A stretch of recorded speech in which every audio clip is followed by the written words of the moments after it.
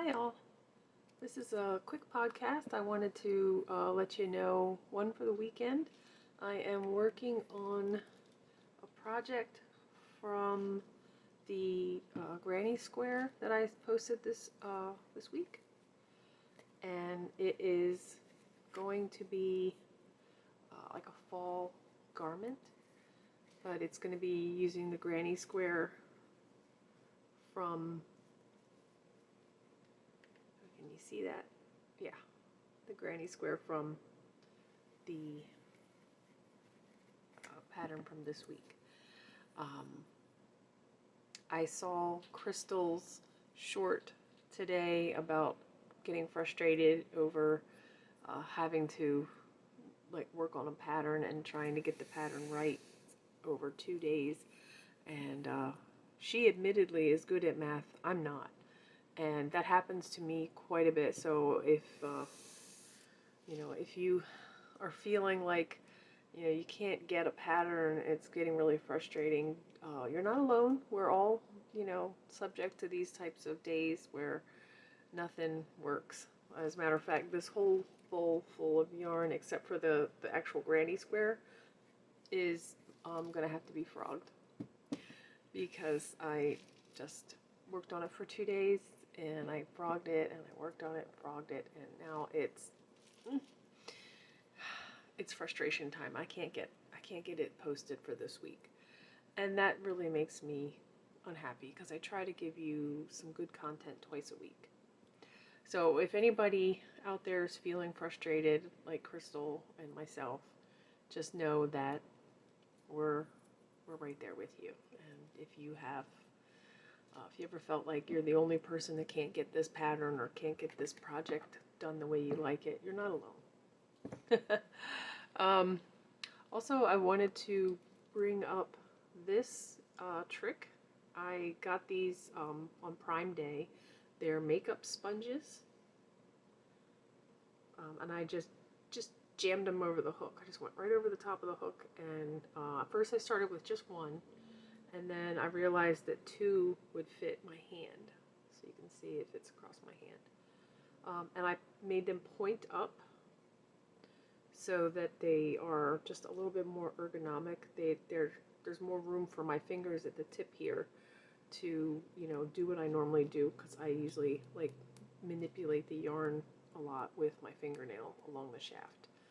So if you do that, you could try putting your makeup sponges on here, and I really like it. It's reminiscent of adaptive foam. That's what this is. This is adaptive foam. And I'm not going to bring the package over here because it crinkles like crazy, and I know that a lot of people hate that crinkle sound, but I'll take a still photo of it and add it here if you want to see what it is. I have a video. It has a link to the product. I hope the product is still available on Amazon. But yeah, it's called adaptive foam. That's important. One other thing I'm working on right now is, do you remember, I think it was last week, I posted the granny triangle bunting square, or triangles for like a banner. And I just have had a hard time getting to it. But I'm making basically a streamer or a garland using crystals, so keep an eye out for that. It's stuff that I got from Amazon. You can get these probably from the dollar store, those little bead necklaces that they have sometimes in the party section. So you could use those. You can cut them and then crochet around them. But that's what I'm working on, using. It feels like a number 2, maybe yeah, it's a number 2 weight cotton to cover it. I go into more detail in the video. That's in the works. I have a project from last Halloween that I did not finish. Here's a little preview. You can see it's got pumpkins on it. This is a fuzzy blanket. Those like little Afghan throws that you get, they're like a minky fleece, but it's really soft. It's like really like a chenille. And I'm going to make that into a wrap for Halloween, you know, October. So if you are interested in those things, stay tuned. Please subscribe. I'm also thinking about dyeing my hair. And I've had this for a while. Yee. See this color? Can you see the color? It's this beautiful blue. It's called Shocking Blue. So I'm thinking about doing this to my hair.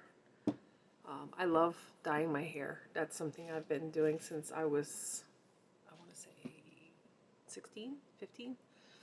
And I have so much fun doing that. And so I thought, well, might as well try a pretty color.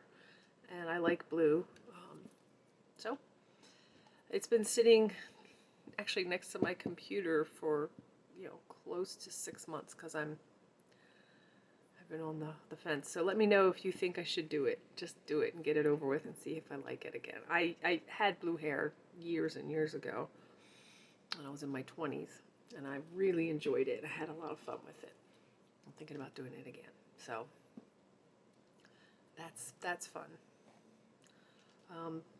I've been playing around with some circles for the candy Christmas, old-fashioned candy Christmas theme. Thinking about doing a stitch marker holding project. So this little laughing cow, I thought maybe I would cover it with these, because I make little like Christmas cookie tins just about every year, and I have non-Christmas cookie tins in my house. I just cover the metal tin with almost like a little hat, a little pillbox hat, you know, just slide it right over top of it. And so I have, like, you know, just pretty little things with crochet on them in my house.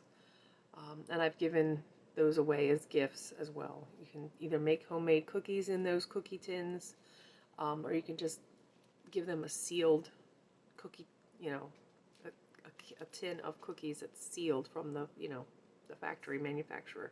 And then you can just cover it with a pretty little Christmas design. And years ago, I did a bunch of them for gifts for friends. And they seem to like it.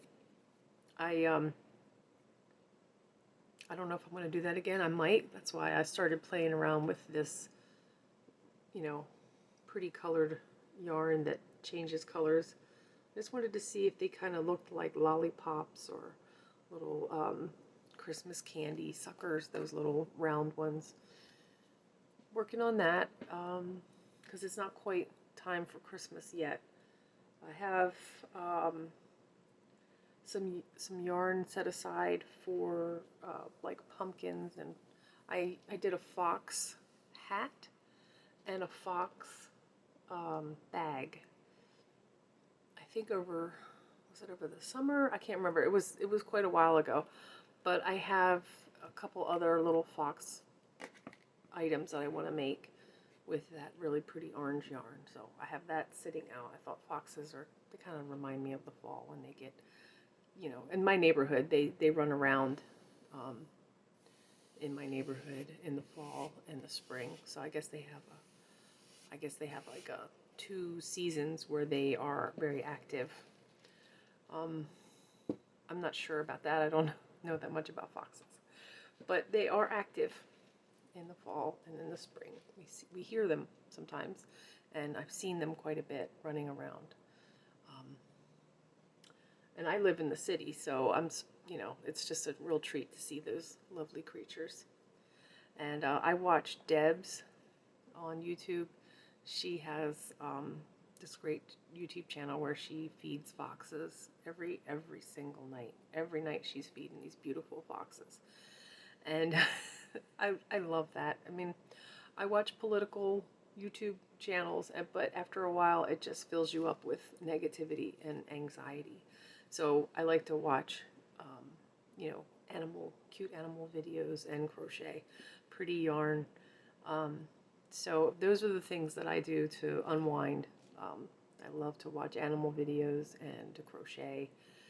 Sometimes I do both at the same time, but I hope that you're going to have a wonderful weekend. And if you have a project lined up for the weekend, I know that I may not frog this. I probably will crochet directly from it.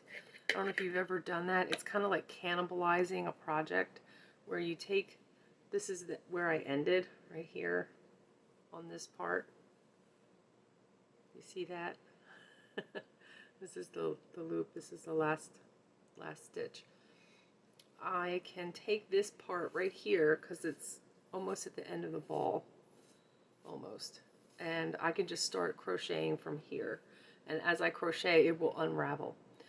It will be the opposite end of the yarn, so the pattern will be a little reversed, but this is such a busy, colorful striping yarn that I don't think it's going to be that noticeable, I hope. But yeah, I'm going to try doing it that way instead of unraveling it all and putting it on my Nasta pin in a ball again, because that's a lot of time. So I'm going to try to save time doing that. So have you ever done that? Have you ever cannibalized your projects and, you know, instead of frogging and re-rolling the yarn into a ball? Let me know. I'm interested in little things and tricks and tips that people do. So I'm going to leave you with, you know, crochet your way today because it's the only time we have. Take care, and I'll see you soon.